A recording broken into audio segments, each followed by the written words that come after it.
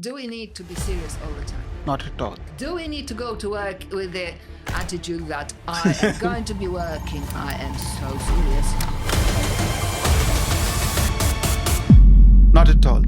You don't need to think- be sincere, not serious. Exactly, and that is my point, that if you are, like me, a Yes. person who has lots of energy, even if I say something really deep, it doesn't need to be deadly serious. You are talking really deep, Yes. and you are not at all serious. You don't And need to be. I'm enjoying it. I am so glad. In my opinion, Yes. joy is the natural state. The natural state of a human is Yes. to have joy and to feel alive. And you are transferring it to others as well. I am so glad.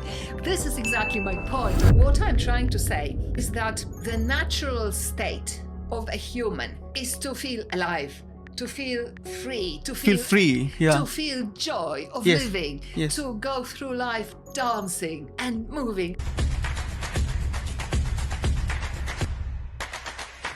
Hello, Wise House. Today's episode is brought to you by Maverick, the ultimate AI-powered platform for customer support and engagement. With Maverick, you can manage all your customer conversations from one place, whether it's Facebook, Instagram, WhatsApp, Messenger, email, or more. And here's something special for Wise Owl Talks audience. Click on the link in the description and use the promo code WISE20 at checkout to get 20% off your subscription. It's exclusive for Wise Owl Talk subscribers, so don't miss out. Boost your customer experience with Mevrik AI today. Welcome to Wise Owl Talks. I am Polash, speaking to you from London today. And we have a very special guest, a unique guest, Beatrice. She is a former singer, stand-up comedian, an author, and what more? Professional interpreter, marketer, teacher, many things that I've done. There is just no end to what life throws at me, and I have to adjust. You have written a book. Yes, the book is called Introverts Make Better Networkers. Very unusual. Generally, they don't do. Oh, that is not true. Palash, I am an introvert myself. I'm an extreme introvert. And I had to network in my job. Suddenly, someone has to go and network, explain the innovation, person to person, in networking events.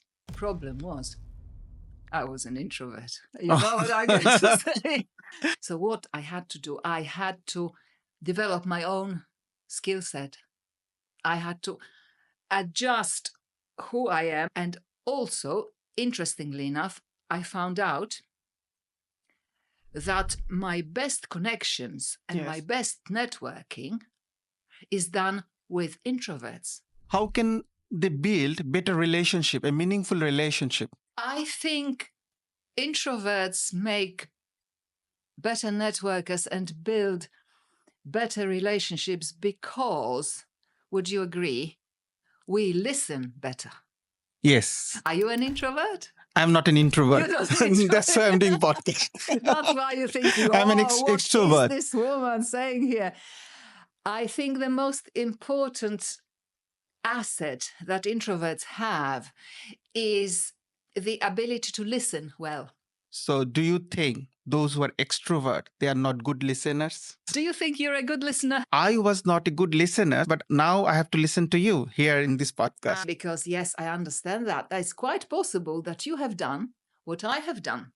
When the situation demands a certain skill, certain Yes. behavior, Yes, you apply it.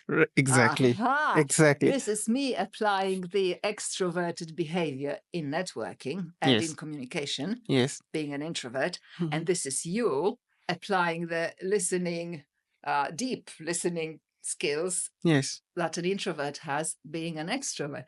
Well, in that case, well, lovely to meet you. Nice to meet you We are too. doing the same thing. So you talked about real conversation. Yes.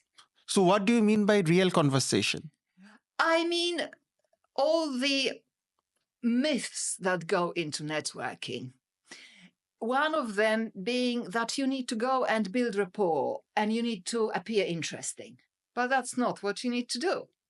You need to listen.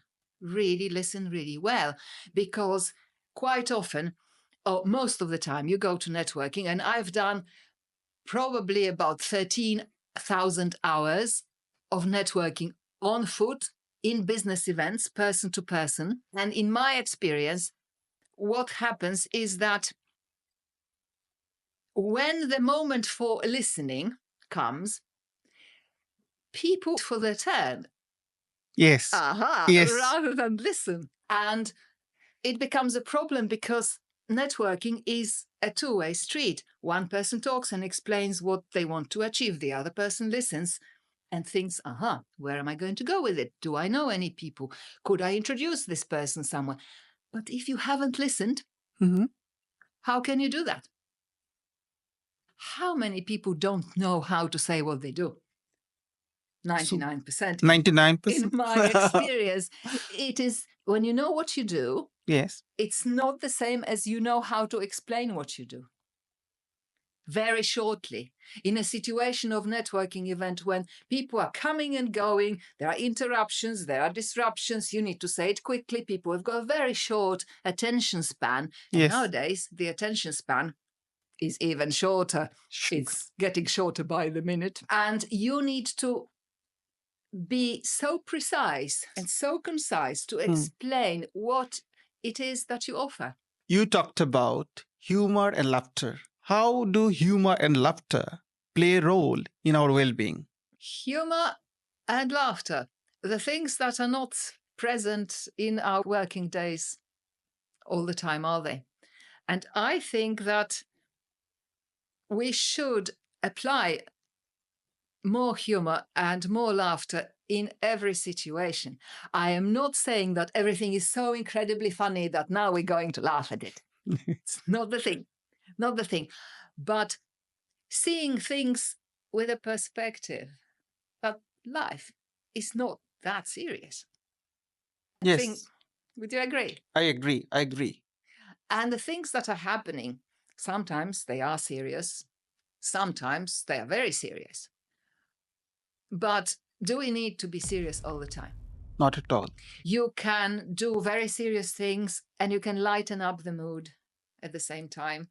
Yes. So I claim that the natural state for a human is to be joyful, alive, feel free, feel like life is fun. And what we're doing here is not terribly serious work of living. It is more of a exploring exciting things in life. And any moment can be exciting for very, very different reasons, but everything can be exciting.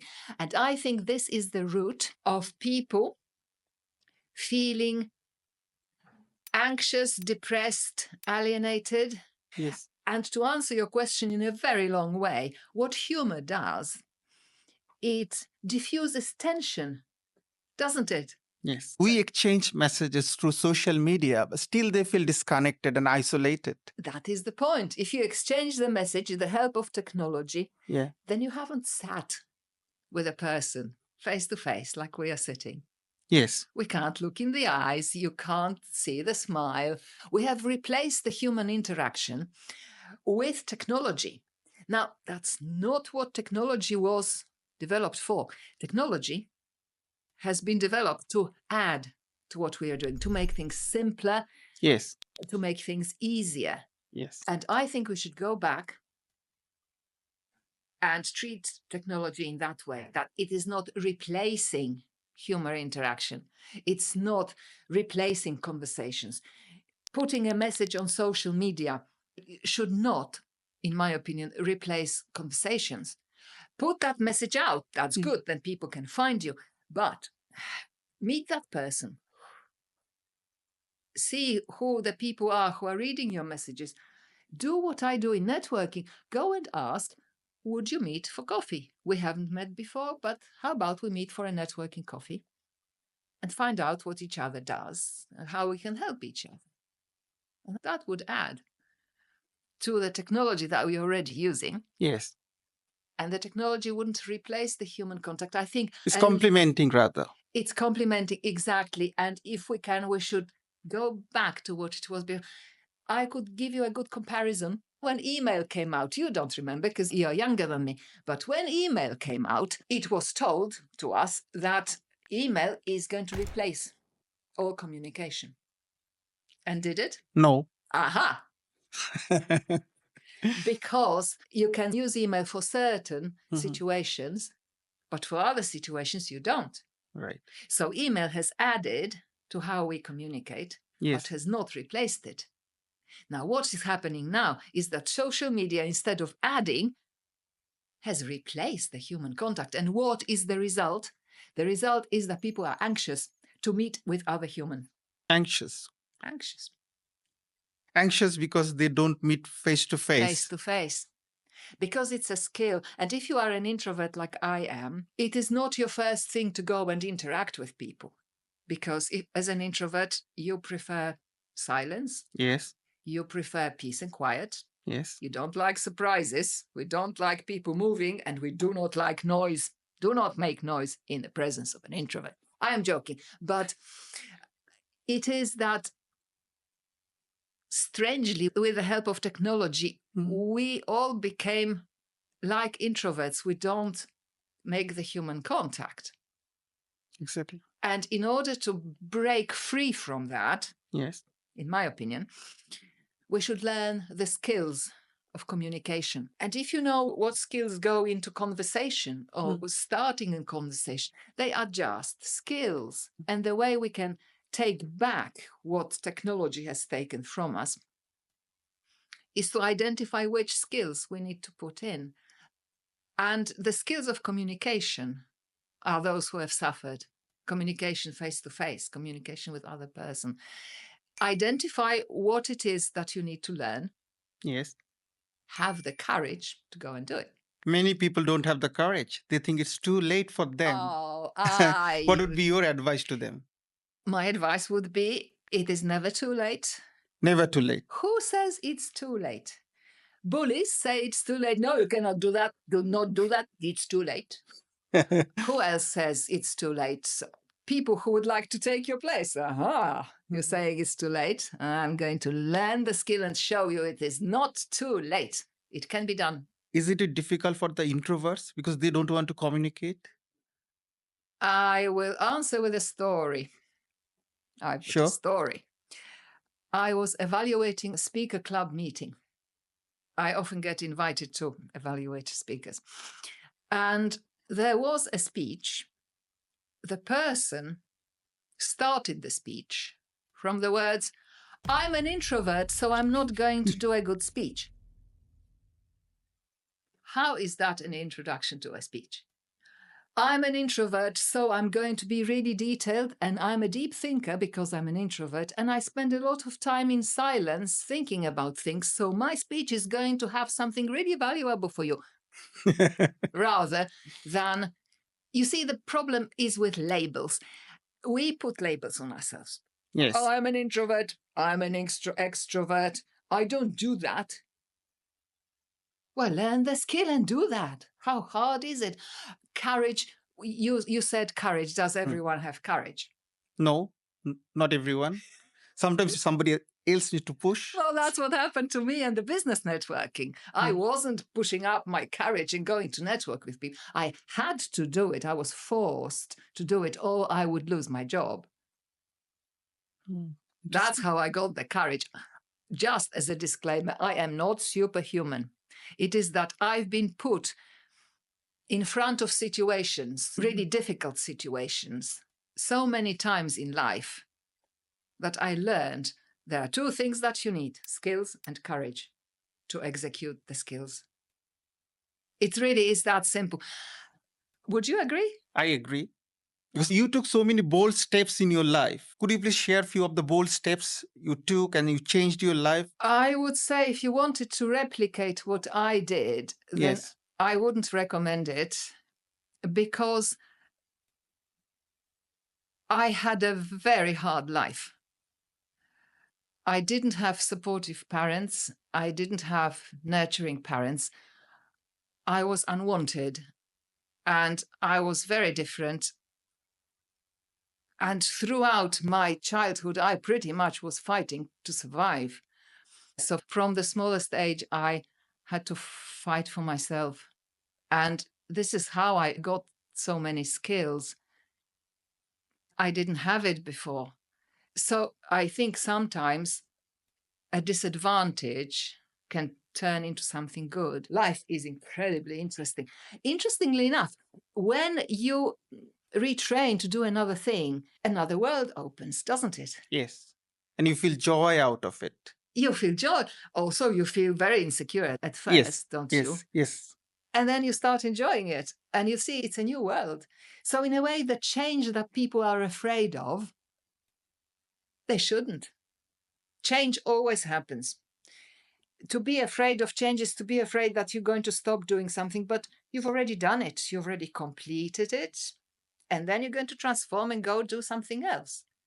Don't be afraid of it. Be happy that you completed something. Many people have dependency. They can't change. They can't move to a new job. So what would be your suggestion, your message to them? I think in order to stop being stuck or to stop feeling stuck, you can always do very small adjustments. For most of my life, I had been a person who was yes to everything because my need, having a terrible childhood where I didn't belong, my first need is to belong, to be useful, to be wanted, to be, welcome, to be welcome. But then what happened is that if I said yes to absolutely everything, I would be absolutely exhausted. Exactly. Yes. Utterly exhausted. And yes, I was needed and I was wanted and it was all very good, but I was exhausted. So the small change that I made wasn't to change anything out there, but for me to stop saying yes. So how did you start? Stop saying yes. You have to start from a point. First, you say no. What was your experience? The first time I said no, I absolutely had to say no because I was exhausted. So I said no, and then I heard myself say no. And I thought, oh my God, the world is coming down. The ceiling will shake, the walls will shake, the air will end, everything will disappear. So you felt insecure? And then it is what, in a way, my old world has fallen apart. So it feels like that when you make a big change. Yes. Is that your world has fallen apart. But then I looked around and the world was there, the window was there, the walls were there. Everything's fine. This is how I understood that I can say no. You can. So first time you experienced it, you can. You can say no. You have to have this urge that you cannot do the old thing anymore. I think that is the beginning of change, that you really cannot do this anymore. People were all right with it when I said no. So I thought, okay, well, if that is the case, I'm going to write it down in my diary. I'm going to sit on it like a good introvert. I'm going to repeat that in my mind 50 times. Well, nothing happened. Would that mean that I can do it again? And that's how change starts, in my opinion. That's how we start doing something different. When the old thing was just too much, or you no longer really could do it, or wanted to do it, or it made no sense to you. And then it is as if the real you takes over. Not the pleasant social facade you that you carry around, but the real you takes over and you hear yourself. Has it ever happened to you that you hear yourself say things that you thought you shouldn't be saying? Yes, so many times. Why did I say so? So many times in my life. Yes, I think that's the real you that is speaking. There is so much misconception, in my opinion, about being that person that everybody would like, or everybody would accept, or everybody would approve of. And we do that so much that we kind of trade in who we really are. So we forget ourselves. We forget who we are. Who we are, yes. And I think that's why we feel lost. And that's why we feel anxious. And that's why we feel disconnected. In a way, we're disconnected from who we really are. Some people are lost. They don't know who they are. Yes. So how can they reinvent themselves? I think the only thing that really works is to listen to what it is inside you. Inside me. Go for a walk Mm-hmm. on your own, no mates, no family. What I do, I walk along the river. I live nearby on the bank of River Thames, and I go and walk along the river. You can go early in the morning when there are no people, or you can go early evening on a Sunday when there are not many people, and just walk and look at the river and see how it's moving and how beautiful it is, and look at the beauty of nature and look at how things are moving and think that you're part of it, aren't you? And who are you really? And can you please find out who you are? You quite possibly will have to do it many times, because if you've got many layers of, pretending you're someone else, behaving in a way that people want you to behave, then it's very deeply inside you who you are. I trained as a linguist, and I planned to be a translator in an international office. This didn't happen because before my job started, the office merged with another office, and there was no job for me to take. And it was in summer. I was at the airport talking to my friends, and someone heard me speak in languages and said, "Excuse me, we are looking for an interpreter. We just lost our interpreter. Could you come and do some translating for us?" So rather than translating, pen and paper, I ended up interpreting in real time. And that's how I discovered a gift that I didn't think I had, a gift of speaking in another language about one step ahead. Yes. Listening to one and speaking at the same time so you can translate it. And I can do that for hours. And I didn't know I had that gift. I think if you make a change and end up doing something else, you will also discover you've got a gift, another gift. And so this is how I discovered that. And then I was interpreter for many years. And I then joined a choir to sing in, because a friend of mine was in it. And it was a very big choir, and one that sings with an orchestra in very big halls. And to me, it was fascinating. I wasn't really keen on singing, but I used to go to concerts, and this time I would be on the other side. I would be the person making music, and the people would be watching me. How interesting is that, to be on the other side of something? And there wasn't much of a test joining the choir. You just had to show that you can hold the melody, which was fine. And then, of course, I got absolutely terrified. So stand in front of an audience in a big hall with an orchestra and sing. I just sing very, very, very quietly. I am singing it, but I hope no one can hear me because I am terrified. But with a choir of 100 people and with an orchestra in a big hall, then I got more and more courage. And at some point, I had so much courage that when a concert happened, I just sang out of my heart as loudly as I could. And then the chorus master came to see me after the concert, and he said, "You have a soloist voice. Your voice doesn't blend with the choir. I'm going to take you to a specialist because you've got an opera voice." Oh, wow. And I thought, I've never been to opera, never heard any opera. What do you mean? I have an opera voice. But there it was. So I then retrained to be an opera singer and worked in professional opera on stage. And I never knew I had the voice. I never knew I would be holding main roles, single, standing on stage in front of hundreds of people and singing. I never knew I had it in me. But it just came. Then the opera ended because of the banking crisis, which took the money away from opera, and I retrained as a marketer. That was my next profession. Then I won an award for stand-up comedy, a clean comedy, which was for business events. And I started working as a clean comedian for business events. So you embraced changes so many times in your life. What inspired you to embrace all those changes in life? I would say it's not a decision. It is that something comes to an end, and then you have no choice but also It's about making choices. I think many people feel stuck because they know they should make a choice and they're not making it. Quite often. I was once in a shoe shop. In case you didn't know, I love shoes.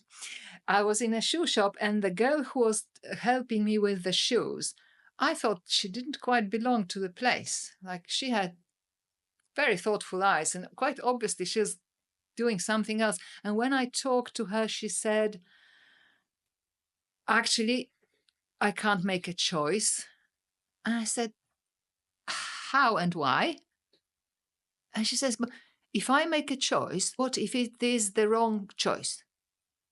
So she said, I'm not making any choices about my future life. I'm here in the shoe shop helping people and I like doing it, but I am not moving forward because I don't want to make the wrong choice. I told her, if you are here, next time I come here, then I will deal with you. You can threaten people to do something. I'm only joking, but how to get out of it?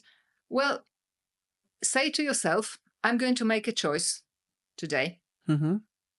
If it's a wrong choice, if it's a bad choice, I'll make another choice. So you have more options. That's not the end of the world. I think that we think that choices are forever. No, they are not. You make one choice and then you make another choice. And then you make another choice and another choice. Once making a bad choice is not the end of life. Yes. Because you can always make another choice. Exactly. You make a choice, you discover this doesn't suit me. It is not going as I thought it was going. It is not as I read about this. It is not it. Make another choice. Right. You just eliminated what you don't like. You just found out something about yourself. What it is that I think in the process of making choices, we learn about ourselves. And it's a good thing, even to make a bad choice. Because then you learn about yourself. What you should not do. What it is that you would not do. Can I recommend one thing to do now? Yes. To feel better? I would recommend not to do something else on top of what you're already doing. I would recommend taking away something. So in order to feel better, stop doing something that you're doing. It will make you feel better. And that's something, stop carrying with you the past failures, the past mistakes. You carry that baggage of the past failures or past misfortunes. And they weigh more than you think. They really stop you from being that person with joy and exploring things. You're carrying this past thing with you. So Yes. in order to feel better immediately, cut that off. Leave that behind. Don't look at it. And you feel lighter. Yes. You feel more towards the future and towards the present moment than living in the past. But mostly you feel lighter, and just feeling lighter makes you feel better. Yes. Thank you so much for sharing your wisdom, your knowledge, your energy with us. And I'm feeling so joyful for that. Thank you for listening. Thank you so much.